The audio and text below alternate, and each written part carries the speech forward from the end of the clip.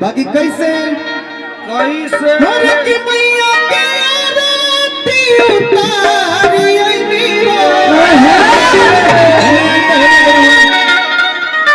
जाने लगता हटावा हो भाई। जाना लग रहा है आपको भी ना, तो आइए हम लोग मिजाज बनाते हैं, ठीक है। पीछा कदम का घरे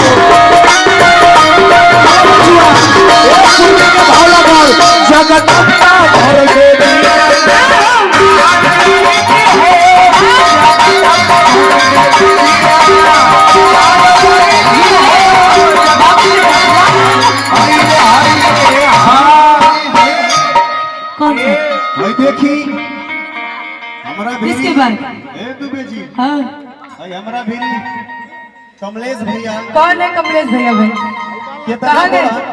इधर आइए ना आप। अच्छा है देखिए, ए कमलेश भैया ये कोनो, ए भैया तुम ध्यान दिया लो। हां ये कमलेश भैया ये कोनो आपके चुना लगा के गेल बतरहुआ, हमरा के चुना लगावे खातिर लगौने हैं। क्या हुआ? थोड़ा हमको भी कोई बात नहीं, स्वीकार है हमें। हां अरे मोड़ी पर लेकिन सुनिए, हम किस लिए उनको बुलाए भाई? यहाँ पे दो लोग बैठे हैं। अब जवन आ गए बाबू, आ गए दूसरे आई। हाँ दूसरा आ गए बैठे। तो भाई कहे चेंज कर रहे हैं आप? तो गड़बड़ घोटाला चेंज नहीं होगा, वो चेंज नहीं, वो भी आएगा भाई। हम तो इसीलिए बुलाए हैं आपको। काय आप पक्ष खींचे रहे भाई? सुनिए हेलो, ये देखिए कितना बड़ा दिल है भैया का। ये जो स्थान है जहाँ ये कार्यक्रम आयोजित हुआ चल रहा है हमारे कमलेश भैया की तरफ से, और ऊपर से 1001 रुपए का अरदास है भैया। बहुत बहुत धन्यवाद। एक बार जोरदार ताली चाहूंगा कमलेश भैया के लिए। जोरदार ताली बजाई, आराम ना बिगाड़े। और ऐसे ही महामाई की कृपा हमेशा बरसती रहे, हमेशा भंडार भरा रहे। बोले सच्चे दरबार की जय हो। बाकी कैसे एक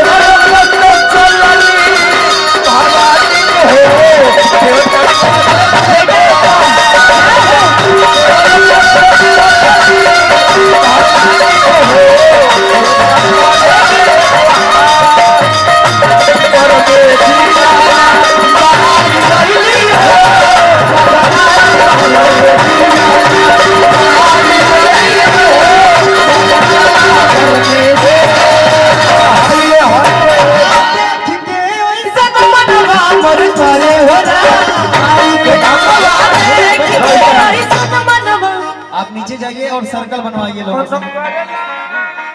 एक बतावे के पड़ेगा आपके।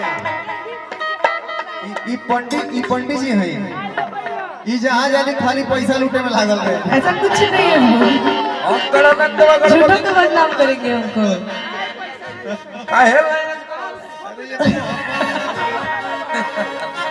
देखिए मैं बदनाम भी करूंगा तो मोहब्बत से करूंगा। हाय हाय हाय क्या आइए। तूने तो और देखिए और हमारे पवन मुदनवाल जी कौन है भैया? पवन मुदनवाल जी आप ही हैं? हमारे अमर भैया के परम मित्र पवन भैया बहुत देर से कैमरा चला रहे हैं। क्या बात है। और इन लोग के लिए एक भाव है, अरे माई के धमवा देख के ऐसन मनवा मोर करे हो सबसे पहले हाजिरी लगाने वाले आप हैं, सबसे पहले शुरू किए थे, तो एक बार आप भी आइए ना, माहौल बना है तो आप बैठ गए हैं। अच्छा अच्छा, लेकिन कहना है दिक्कत है। हाँ माई के धमवा देख के ऐसन मनवा मोर करे हो रही जाती हम यही जगलिया, रही जाती हम यही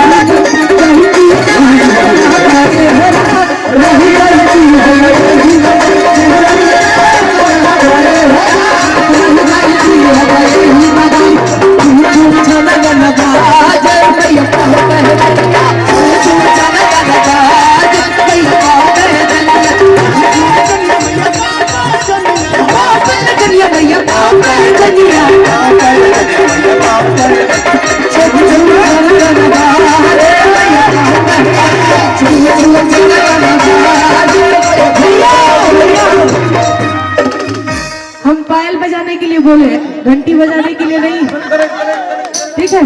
सभी लोग पायल कैसे बजता है? पैर उठता तभी तो बजता है, तो पैर उठाइए ना, घंटी मत बजाइए।